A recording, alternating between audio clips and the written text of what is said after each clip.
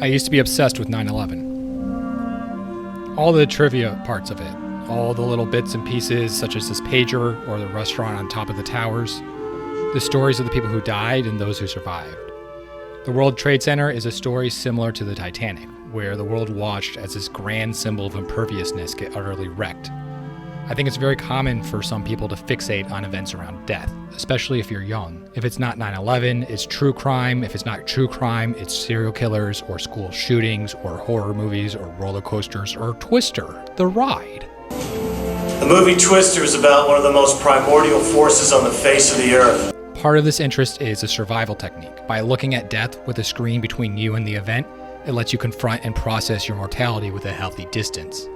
My personal relationship with 9/11 only exists through the lens of mass media. I don't know anyone who died from it. I wasn't living in New York at the time. It's an image, a thing on the screen. My job is a tour guide, and I give tours of the 9/11 memorial right at the spot where the planes hit, and even then, I'm still distant from 9/11. The 9/11 memorial is representational art. In the way a portrait is 2D space using illusions to represent 4D space, the 9/11 memorial uses 3D space to represent a moment in time. Two holes in the ground express and define 9/11 because the real 9/11 isn't there anymore. It came and gone. The towers aren't there, the planes aren't there. All that exists is two empty holes in the ground that are a metonym for the event itself. This sculpture, acting as an expression of 9/11, is a good example of how we understand mass tragedies as a culture.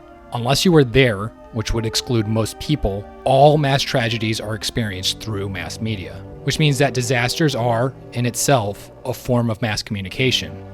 That is to say, a disaster is a message that is broadly cast to a large audience. Global disasters are pop culture. It's popular culture, a thing we all share. All of us, everyone in the world has a relationship with COVID in the same way we all have a relationship with Coke. I don't drink Coke, I don't even like soda, but I have an opinion about Coke because I can't avoid it.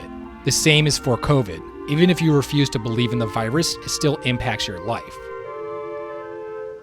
But it goes deeper than that. When I say a disaster is mass communication, it's not just about a shared audience, it's about the act of communication. When a disaster happens, something's being said.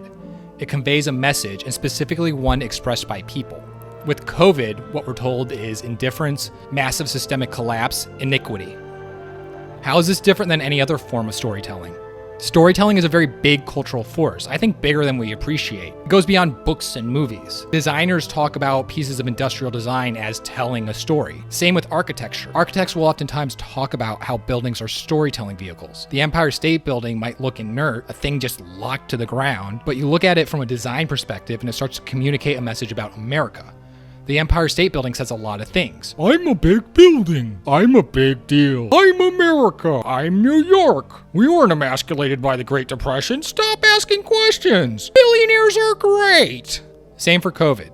COVID is as inert as a building, but it still communicates to us a story about our culture. Even if a disaster is natural in origin, it's important to understand that all disasters are man-made. Floods happen all the time in the world, but it's only a disaster if a flood happens where people live. Floods don't seek out humans. Humans build on flood lines. Humans find the floods. Human governments don't prepare enough for floods. And that's true for any other kind of disaster. Climate, financial collapse, fires, school shootings, poisoned waters, pandemics. How can a pandemic happen without a mass global transportation infrastructure? Every disaster is a policy failure. When we look at mass tragedy as a form of pop culture, if we use the critical tools we use to pick apart movies, to pick apart disasters, we can start to piece together the story of our failures.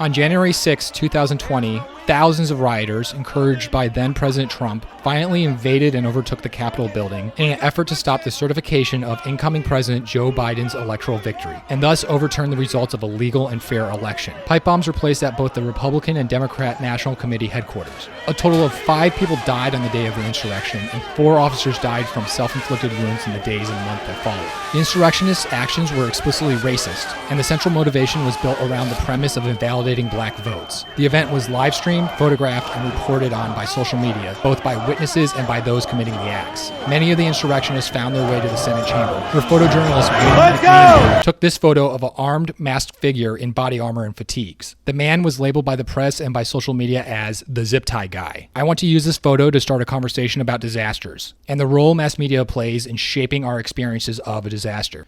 This is the story of Zip Tie Guy.